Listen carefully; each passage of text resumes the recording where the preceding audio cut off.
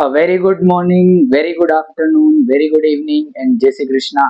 आज हम लोग हमारे बायोलॉजी के फर्स्ट चैप्टर के थर्ड लेक्चर के साथ में आपके सामने उपस्थित हो गए हैं।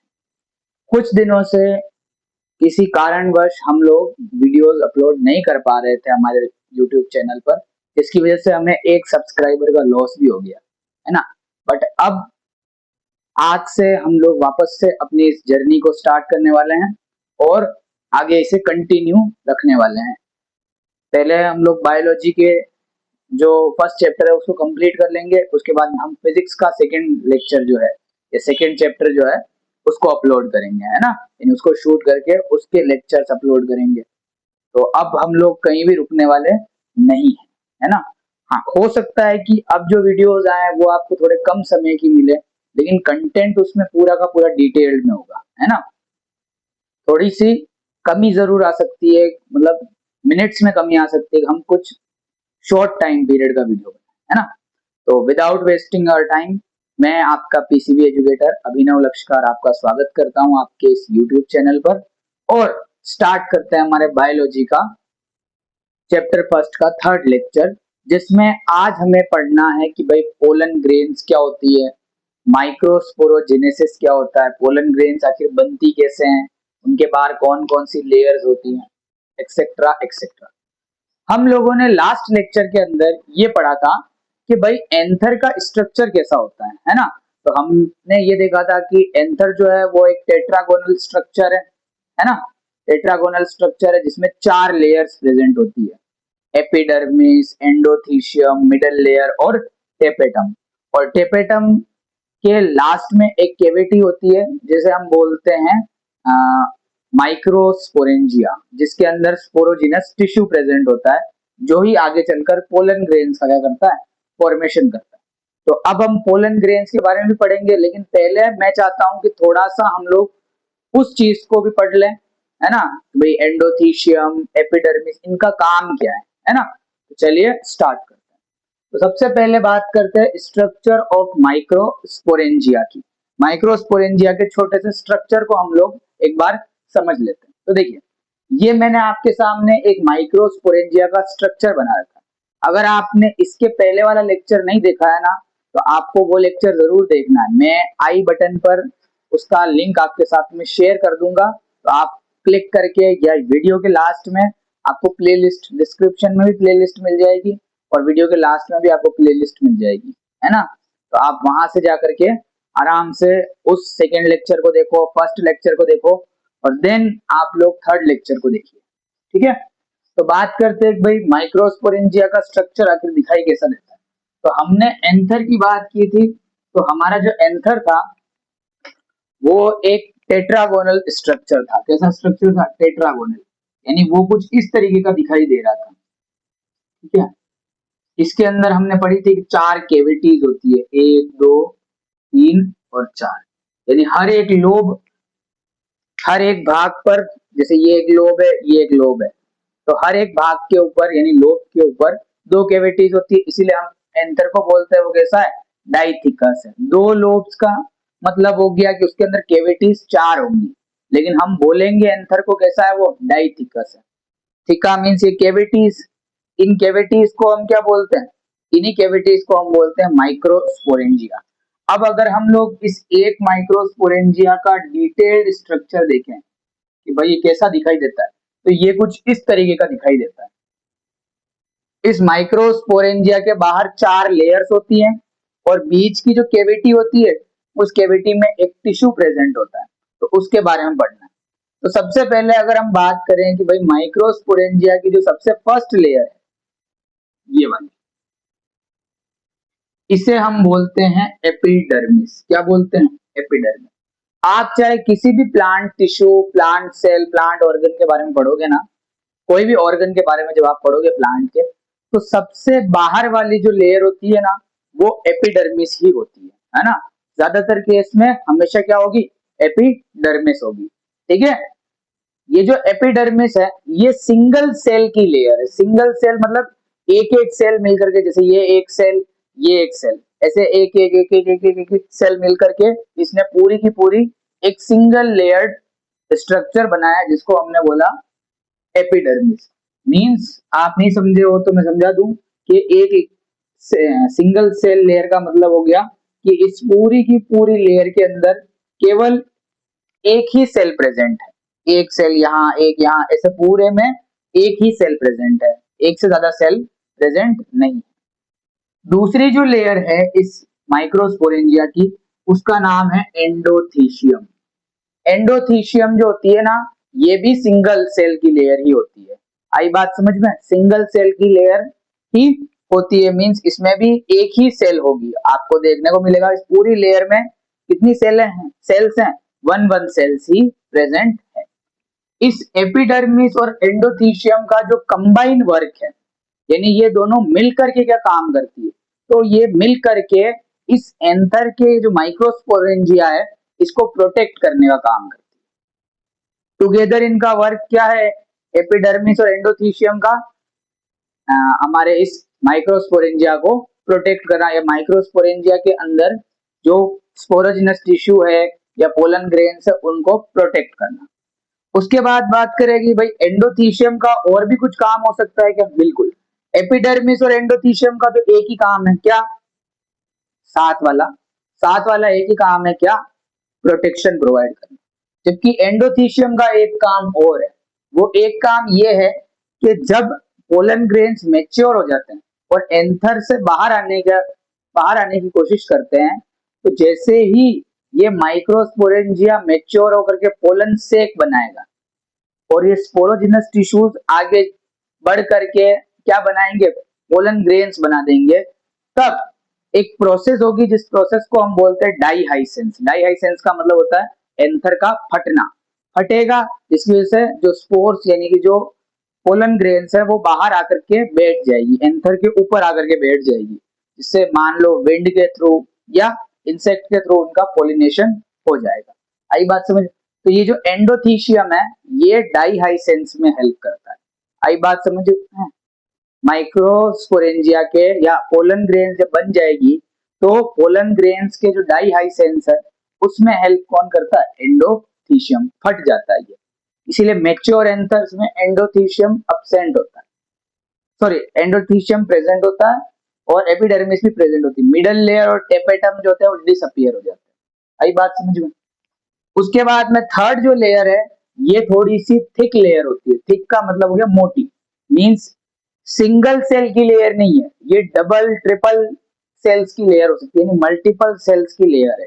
आई बात समझ में? ये वाली, ये बीच वाली, इसमें देखो एक लेयर तो ये हो गई, दूसरी लेयर ये हो गई, इस तरीके से तीसरी लेयर ये हो गई, है ना। इस मिडल लेयर के अंदर मल्टी न्यूक्लिएटेड सेल्स होती है। मल्टी न्यूक्लिएटेड सेल्स का मतलब होता है एक सेल जिसमें बहुत सारे न्यूक्लियस प्रेजेंट हो, उसको बोलते हैं मल्टी न्यूक्लिएटेड सेल्स, वो प्रेजेंट होती है। इस मिडल लेयर का काम ये है कि जो जाइलम और फ्लोएम के थ्रू, ये कनेक्टिव था, आप लोगों ने अगर आप लोगों को पता हो तो एक बार आप वो लेक्चर वापस देख लेना ताकि आपको पता चल जाए। ये कनेक्टिव है जो एंथर को फिलामेंट से जोड़ कर रखता है, ठीक है। और ये कनेक्टिव कहाँ खुलता है? मिडल लेयर के अंदर खुलता है। इस कनेक्टिव के थ्रू क्या होता है, प्लांट बॉडी से वाटर और फूड कहाँ आते हैं? इस मिडल लेयर तक आते हैं। इस मिडल लेयर का काम ही यही है कि ये फूड और मिनरल्स, है ना, इनको क्या करके रखे? स्टोर करके रखे, ताकि आगे चल करके जो पोलन ग्रेन्स बनेंगे उनको प्रोवाइड करवाने में, उनको नरिशमेंट प्रोवाइड करवाने में हेल्प मिल सके, ठीक है। मतलब ये तो स्टोर करके रखेगा, स्टोर करेगा। और अगली जो लेयर है जिसको हम टेपेटम बोल रहे हैं, क्या बोल रहे हैं? टेपेटम, ठीक है। टेपेटम जो है ना, इसको जब जरूरत पड़ेगी ना, ये उस फूड के अंदर से न्यूट्रिशन को एब्जॉर्ब कर लेगा, न्यूट्रिशन एब्जॉर्ब करके, और ये किसको दे देगा? इस स्पोरोजिनस टिश्यू को दे देगा, या आप कह सकते हो माइक्रोस्पोर मदर सेल को दे देगा, या पोलन ग्रेन को दे देगा। तीनों एक ही बात है। स्पोरोजिनस टिश्यू से ही माइक्रोस्पोर मदर सेल बन रही है और माइक्रोस्पोर मदर सेल से ही क्या बन रहा है? पोलन ग्रेन्स बन रहे हैं। आई बात समझ में? तो टेपेटम का काम होता है इस स्पोरोजिनस टिश्यू को या इसके अंदर माइक्रोस्पोरेंजिया की कैविटी के अंदर प्रेजेंट माइक्रोस्पोर्स को नरिशमेंट प्रोवाइड करवाना। ये नरिशमेंट प्रोवाइड करवाता है टेपेटम, मिडल लेयर फूड और मिनरल्स को और वाटर को क्या करता है, स्टोर करके रखता है अपने अंदर। आई बात समझ में। देन टेपेटम के बाद में इस स्पोरोजिन माइक्रोस्पोरेंजिया की जो कैविटी है इसके अंदर प्रेजेंट होते हैं स्पोरोजिनस टिश्यू। इन स्पोरोजिनस टिश्यू में ही आगे फर्दर मियोसिस होगा और मियोसिस होने के बाद में माइक्रोस्पोर मदर सेल बनेगी, सॉरी मीटियोटिक माइटोसिस होगा, माइटोसिस से मदर सेल बनेगी और मदर सेल के अंदर क्या होगा, मियोसिस होगा, जिसकी वजह से आगे चल करके पोलन ग्रेन बनेगा। आई बात समझ में। तो ये था हमारा किसका स्ट्रक्चर, माइक्रोस्पोरेंजिया का स्ट्रक्चर। अब हम इस एक छोटी सी लाइन को पढ़ भी जरूर लेते हैं। As each cell of the sporogenous tissue is capable of giving rise to microspore tetrad। अब स्पोरोजिनस टिश्यू की जितनी भी सेल्स हैं, चाहे मिलियन हो चाहे बिलियन सेल्स हो, हर सेल केपेबल है, यानी हर सेल के पास में इतनी क्षमता है कि वो एक माइक्रोस्पोर मदर सेल को प्रोड्यूस कर सकते हैं। मान लो किसी स्पोरोजिनस टिश्यू में 4 सेल्स हैं, स्पोरोजिनस टिश्यू है उसके अंदर 4 सेल्स हैं। अब ये हर एक इंडिविजुअल 4 सेल जो होगी ये माइक्रोस्पोर मदर सेल को प्रोड्यूस कर सकती है, इतने कैपेबल होते हैं। तो आपको ये छोटी सी लाइन ही लिखनी है कि स्पोरोजिनस टिश्यू जो इस कैविटी के अंदर प्रेजेंट है ये कैपेबल है, यानी इसमें इतनी क्षमता है, इसकी हर सेल में इतनी क्षमता है कि वो एक माइक्रोस्पोर मदर सेल को या माइक्रोस्पोर टेट्राड को प्रोड्यूस कर सकते। अब माइक्रोस्पोर टेट्राड क्या होता है वो मैं आपको आगे बताऊंगा। आप यहाँ माइक्रोस्पोर टेट्राड की जगह लिख सकते हो माइक्रोस्पोर मदर सेल। आई बात समझ में। चलिए अब आगे बढ़ते हैं। अब जैसे ही ये स्पोरोजिनस टिश्यूज की सेल मैच्योर हुई, मैच्योर होने के बाद में ये हर एक सेल क्या होगी, एक माइक्रोस्पोर मदर सेल बना देगी। जैसे ही मैच्योर हुई, खा पी करके बड़ी हो गई और ये अपने आप में माइटोसिस करके, माइटोसिस का मतलब सेल का डिवीजन हो जाएगा और माइक्रोस्पोर मदर सेल बन जाएंगे। आई बात समझ में। मान लो 4 स्पोरोजिनस टिश्यू में 4 सेल्स थी, ये चारों सेल्स खा पी करके मोटी तगड़ी हो जाएगी और हर एक सेल क्या बना देगी, माइक्रोस्पोर मदर सेल बना देगी। अब इसमें से मैंने एक माइक्रोस्पोर मदर सेल को उठा लिया, ये रहा, ठीक है, ये एक माइक्रोस्पोर मदर सेल को मैंने उठा करके हाथ में ले लिया, एक को। अब माइक्रोस्पोरोजिनेसिस क्या होता है, तो माइक्रोस्पोरोजिनेसिस में क्या होता है कि ये जो माइक्रोस्पोर मदर सेल है या पोलन मदर सेल है, microspore mother cell, pollen mother cell एक ही बात है।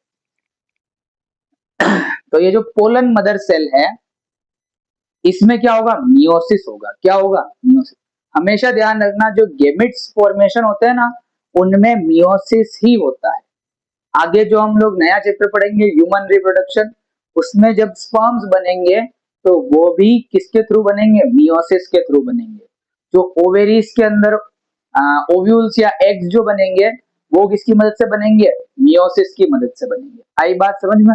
मियोसिस के अंदर क्या होता है, जो क्रोमोसोम्स मदर के अंदर प्रेजेंट होते हैं ना वो हाफ हाफ होकर के डिवाइड हो जाते हैं।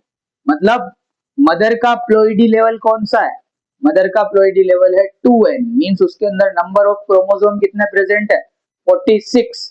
लेकिन जैसे ही वो टूट करके 2 डॉटर सेल्स बनाएगी तो दोनों डॉटर सेल्स के अंदर कितने कितने क्रोमोसोम प्रेजेंट होंगे, सिर्फ n, मींस 23 क्रोमोसोम्स ही प्रेजेंट होंगे। आई बात समझ में। तो ये जो माइक्रोस्पोर मदर सेल है ना ये मियोसिस करेगी और मियोसिस देख हमेशा ध्यान रखना, मियोसिस एक 2 स्टेप प्रोसेस है। 2 स्टेप का मतलब है ये पहले एक सेल से 2 सेल्स बनेगी डॉटर सेल, इन 2 डॉटर सेल्स से 4 डॉटर सेल्स और बन जाएगी। मतलब लास्ट में मियोसिस होने के लास्ट में कितनी सेल्स बन के तैयार होगी, 4। और माइटोसिस में सिर्फ 2। मियोसिस में कितनी सेल्स बनेगी, डॉटर सेल्स, 4 डॉटर सेल बनेगी एक पेरेंट से, जबकि माइटोसिस में एक पेरेंट से 2 सेल्स बनेगी। आई बात समझ में। तो ये जो माइक्रोस्पोर मदर सेल है इसमें मियोसिस होगा, और मियोसिस होने की वजह से ये जो माइक्रोस्पोर मदर सेल्स है ये 4 माइक्रोस्पोर्स का फॉर्मेशन करेगी। कितने? 4। एक माइक्रोस्पोर मदर सेल थी, उसमें मियोसिस हुआ, मियोसिस होने से कितनी सेल्स प्रोड्यूस हो गई? 4। 4 सेल्स या 4 डॉटर सेल्स या 4 स्पोर्स प्रेजेंट सॉरी प्रोड्यूस हो गए। ये चारों स्पोर जो होंगे ना ये एक साथ में मिल करके एक ग्रुप बना देंगे।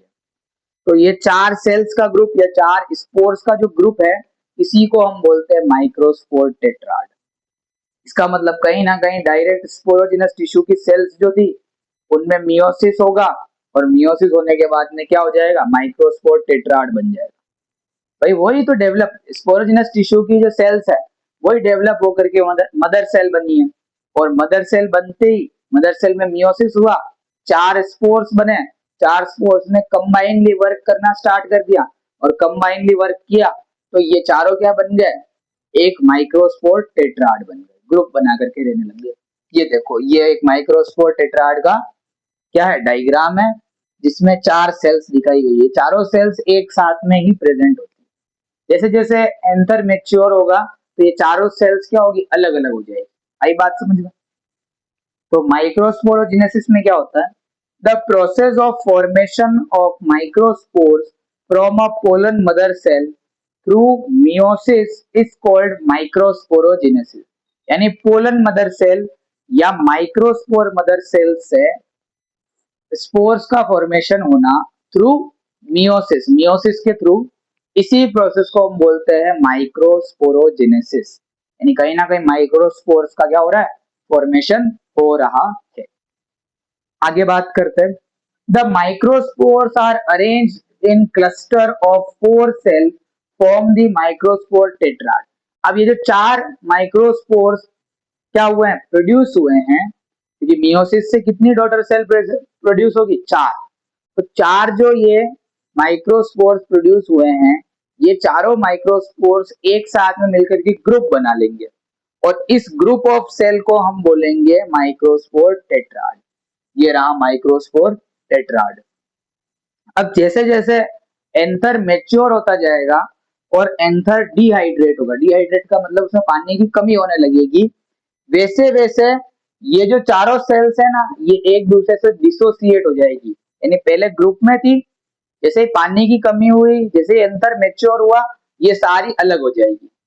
अलग हो गई, अब इन्होंने इंडिविजुअल पोलन ग्रेन्स बना दी। ये 4 पोलन ग्रेन्स बन करके तैयार हो गए। तो अब अगर आपसे कोई ऐसा सवाल पूछे कि मान लीजिए एंथर के अंदर जो स्पोरोजिनस टिश्यू है उस स्पोरोजिनस टिश्यू के अंदर 20 सेल्स प्रेजेंट है। कितनी सेल्स प्रेजेंट है? 20।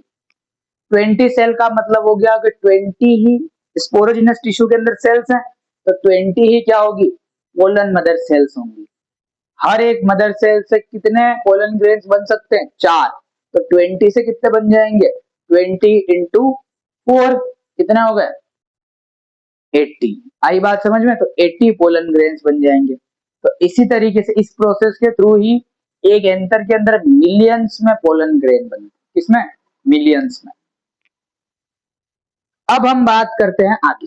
तो हर एक सेल जो होगी वो डिसोसिएट हो जाएगी इस स्पोरे टेट्राड से, और हर एक सेल जो होगी या हर एक स्पोर जो होगा वो डेवलप करके क्या बना देगा? एक एक पोलन ग्रेन बना देगा। ठीक है?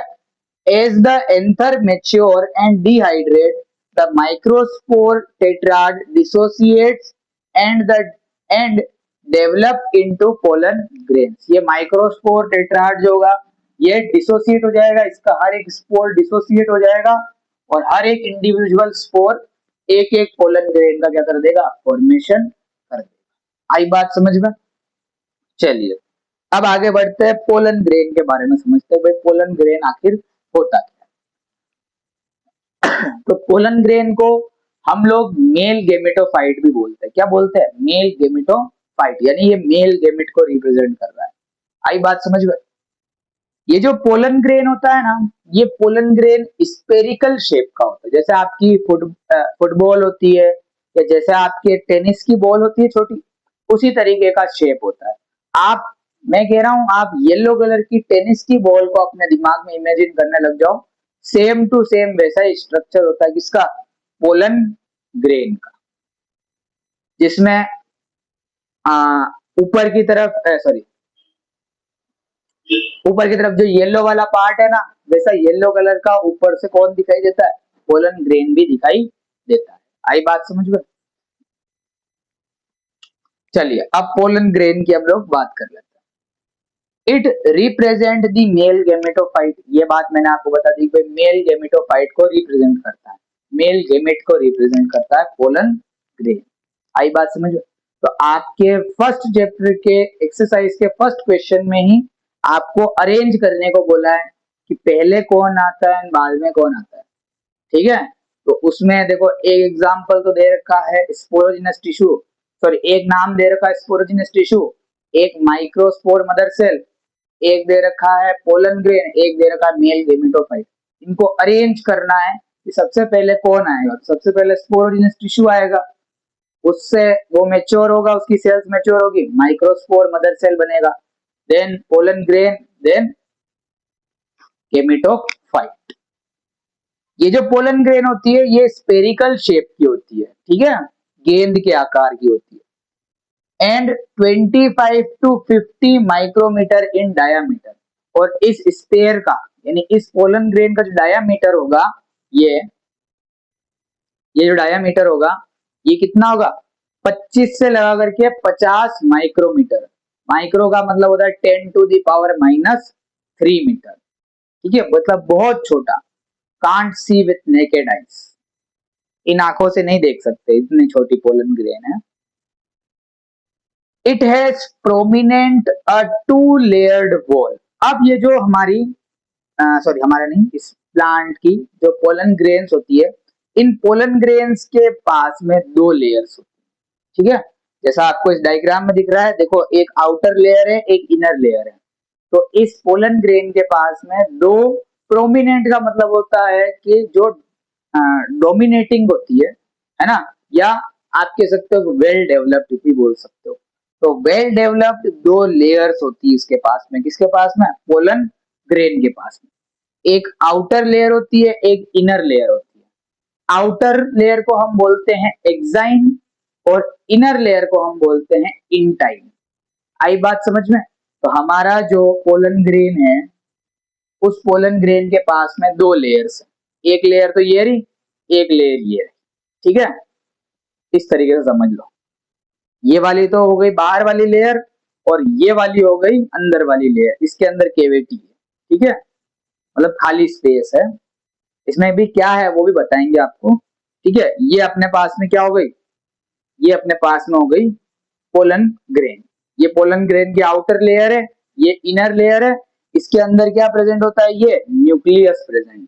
आई बात समझ में। ये देखो इस तरीके से, ठीक है। आगे बात करते हैं इस एक्साइन की। ये जो एक्साइन है ये इस पोलन ग्रेन की आउटर मोस्ट लेयर है, और ये जो एक्साइन होती है ना, ये स्पोरोपोलिनिन की बनी होती है। किसकी बनी होती है, स्पोरोपोलिनिन एक ऑर्गेनिक सब्सटेंस है, ऑर्गेनिक मटेरियल है जिसकी बनी होती है, ठीक है। और ये स्पोरोपोलिनिन इतना ज्यादा आप कह सकते हो रेजिस्टेंट किसके प्रति, इलेक्ट्रिसिटी, हीट और बाकी जितनी भी चीजें हैं उनके प्रति बहुत ज्यादा रेजिस्टेंट होता है। मींस ये जो पोलन ग्रेन के बाहर वाली एक्साइन लेयर है ये किसकी बनी है, स्पोरोपोलिनिन। स्पोरोपोलिनिन एक ऐसा मटेरियल है, ऐसा सब्सटेंस होता है जो ना तो गर्मी को अंदर आने देता है, ना गर्मी बाहर जाने देगा, ना सर्दी अंदर आने देगा, ना सर्दी को बाहर जाने देगा। यानी कि एक most resistant substance ever known है। यानी अभी तक जो पहचाना गया है उसमें से सबसे ज्यादा रेजिस्टेंट ऑर्गेनिक मैटर है कौन, स्पोरोपोलिनिन। मतलब इसकी प्रतिरोधक क्षमता बहुत ज्यादा है। ये धूप हो, सॉरी ये जो गर्मी हो, सर्दी हो, है ना, या आप कह सकते हो कोई भी मीडियम हो, हर एक मीडियम के अंदर इस पोलन ग्रेन की रक्षा करता है। इसको तोड़ करके अंदर जा पाना क्या है, बहुत ज्यादा मुश्किल है। आई बात समझ में। Exine outer most hard layer made up of sporopollenin. Sporopollenin की बनी होती है। स्पोरोपोलिनिन एक मोस्ट रेजिस्टेंट ऑर्गेनिक मैटर है आज तक का खोजा गया। इससे ज्यादा रेजिस्टेंट मैटर आज तक नहीं खोजा गया है। ये इतना रेजिस्टेंट है कि ये अपने अंदर बाहर किसी चीज को आने जाने नहीं देता है। अगर कोई चीज अंदर फंस गई तो फंस गई, बाहर नहीं आ सकती, और कोई चीज बाहर है तो अंदर नहीं आ सकती। मींस पोलन ग्रेन को हर एक कंडीशन से ये क्या रखता है, बचा के रखता है। इसका मतलब अगर पोलन ग्रेन को हम गाड़ दे जमीन के अंदर तो पोलन ग्रेन एक फॉसल बन जाएगा। फॉसल का मतलब हो गया कि जीवाश्म बन जाएगा, बिल्कुल बन जाएगा। मींस हम पोलन ग्रेन को एज अ फॉसल भी क्या कर सकते हैं, प्रिजर्व करके रख सकते हैं। मान लो कि आज गुलाब का पौधा खत्म होने वाला है, खत्म होने की कगार पे है, तो हमने क्या किया, कुछ पोलन ग्रेन्स गुलाब के फूल की रख ली, ठीक है। ऑल्दो उसके अंदर पोलन ग्रेन्स होगी नहीं होगी वो हमें नहीं, मुझे भी नहीं पता है। हम तो उसको डाली से तोड़ करके लगाते हैं, उसको वेजिटेटिव प्रोपोगेशन के थ्रू हम लोग लगाते हैं। बट होते हैं सब में पोलन ग्रेन, तो सब में होते हैं, उसमें भी होंगे। तो उसके पोलन ग्रेन्स को हम निकाल लेंगे और लिक्विड नाइट्रोजन के अंदर उसको क्या कर देंगे, प्रिजर्व करके रख देंगे। आई बात समझ में। लिक्विड नाइट्रोजन का जो तापमान होता है वो होता है -196 डिग्री सेल्सियस। उसके ऊपर एटम्स भी जम जाते हैं, सॉरी एटम्स तो नहीं जमते बट वो उसको हम प्रिजर्व करके रख सकते हैं। एटम्स तो 0 केल्विन पर जमते हैं, एब्सोल्यूट 0 केल्विन टेम्परेचर पर एटम्स भी जम जाते हैं, ठीक है। तो स्पोरोपोलिनिन इतना रेजिस्टेंट मैटर है, किसी चीज को धूप, गर्मी, बरसात, छांव, किसी चीज को अंदर नहीं आने देंगे। मतलब पोलन ग्रेन को सालों साल बचा के रखेंगे। तो अगर ये स्पोरोपोलिनिन इस पूरी लेयर के ऊपर प्रेजेंट हुई तो भाई पोलन ग्रेन जर्मिनेशन कैसे करेगा, पोलन ट्यूब कैसे बनेगी, है। तो इसीलिए इस एक्साइन, ये जो एक्साइन होती है ना, ये कंटिन्यूअस लेयर ना होकर के एक डिस्क्रीट लेयर। डिस्क्रीट का मतलब हो गया कि ये एक जगह से टूटी हुई है, ठीक है, और जहां पर से ये टूटी हुई है वहां स्पोरोपोलिनिन प्रेजेंट नहीं है। इस टूटी हुई जगह को हम बोलते हैं जर्म पोर। ये जर्म पोर वो जगह है किसी भी पोलन ग्रेन पर जहां एक्साइन या जहां स्पोरोपोलिनिन प्रेजेंट नहीं है। यहाँ पर एक्साइन की लेयर टूटी हुई है। यहीं से क्या होगा, पोलन ट्यूब का जर्मिनेशन होगा जब पोलन ग्रेन स्टिग्मा के ऊपर जाकर के गिरेगा। आई बात समझ में। सेकेंड जो लेयर है वो है इंटाइन। इंटाइन कंटिन्यूअस होती है, एक्साइन कंटिन्यूअस नहीं है, एक जगह से इस तरीके से ब्रेक है। यहाँ स्पोरोपोलिनिन प्रेजेंट नहीं है तो यहाँ से आराम से पोलन ट्यूब बाहर निकल जाएगी, ठीक है। इंटाइन एक कंटिन्यूअस लेयर है और ये किसकी बनी होती है, सेलुलोज या पेक्टिन की बनी होती है, क्योंकि ये भी तो एक प्लांट सेल ही है। प्लांट सेल की वॉल किससे बनी होती है, सेलुलोज से, ठीक है। अब ये तो हमारे पास में एक इमेच्योर एंथर है। इमेच्योर का मतलब एक बेबी एंथर मान लो, सॉरी पोलन ग्रेन है। जैसे ही ये पोलन ग्रेन मेच्योर होगी, इसके अंदर ये जो सेल दिखाई दे रही है आपको, ये वाली, ये खाली स्पेस, ये न्यूक्लियस, ये सेल डिवाइड हो जाएगी और डिवाइड होकर के 2 सेल्स बना देगी, ठीक है। ये एक सेल डिवाइड हुई, डिवाइड होकर कितनी सेल बना दी इसने, 2 सेल। ये 2 सेल्स बन गई, ठीक है। पहली वाली जो बड़ी सेल है ना, साइज में लार्ज है, उसको तो हम बोलते हैं वेजिटेटिव सेल, और दूसरी जो साइज में छोटी सेल है उसको हम बोलते हैं जर्मिनेटिव सेल। आई बात समझ में। तो इन मेच्योर पोलन ग्रेन के अंदर 2 cells are present, 2 cells present होती है।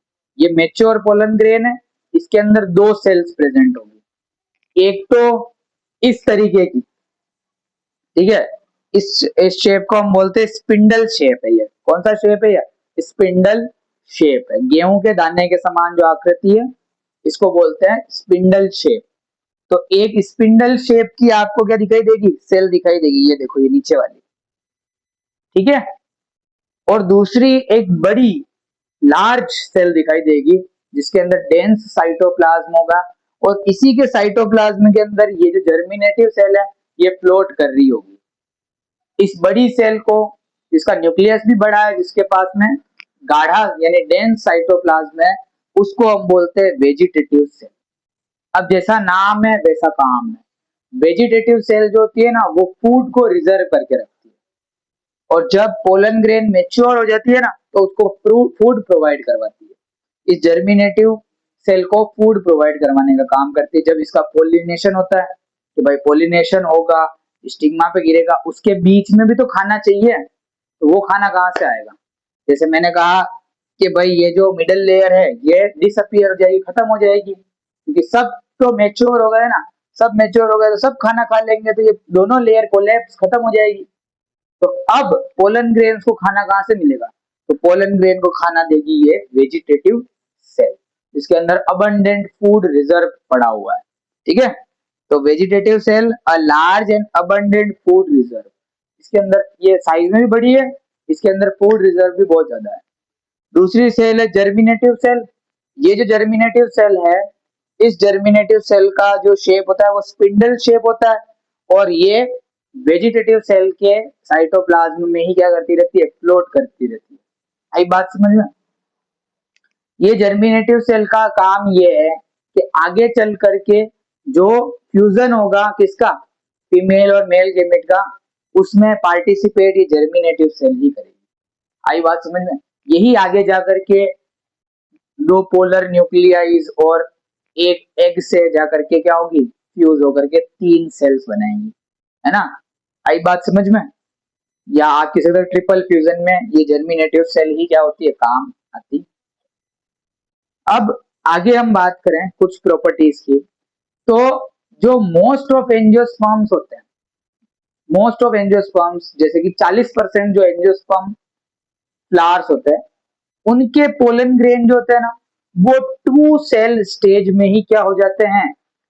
बाहर निकल करके आ जाते हैं। आई बात समझ में? यानी ये फटेगा एंडोथीशियम और बाहर आ जाएंगे 2 सेल स्टेज में, और जब स्टिग्मा पे गिरेंगे तब 3 सेल्स बना देंगे। लेकिन 60% ऑफ एंजियोस्पर्म प्लांट्स में जो पोलन ग्रेन होता है ना, वो ऐसा 3 सेल स्ट्रक्चर बनाकर ही बाहर निकलता है। अंदर ही 3 सेल स्ट्रक्चर बन जाएगा, देन एंडोथीशियम फटेगी और वो बाहर आकर के बैठेगा। जबकि 40% में ये स्ट्रक्चर ही होगा। 40% जो एंजियोस्पर्म फ्लावर होते हैं, उनके पोलन ग्रेन का स्ट्रक्चर 2 सेल्ड होगा, और 2 सेल्ड स्टेज में ही ये क्या होगी? इस एंडोथीशियम को फाड़ करके बाहर आ जाएगी, और तीसरी सेल कहाँ बनेगी? जब इसका क्या होगा? पोलिनेशन हो रहा होगा तब बनेगी।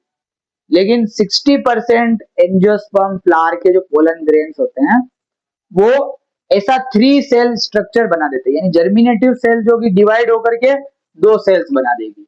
तो कितनी सेल्स बन गई? एक वेजिटेटिव सेल और 2 जर्मिनेटिव सेल्स। इस 3 सेल स्टेज को अंदर ही बना करके देन ये बाहर आती है इस एंडोथीशियम को ब्रेक करके। आई बात समझ में? तो ये तो था हमारे पोलन ग्रेन के बारे में। अब पोलन ग्रेन की कुछ प्रॉपर्टीज हैं, उनको भी हम समझ लेते हैं, है ना?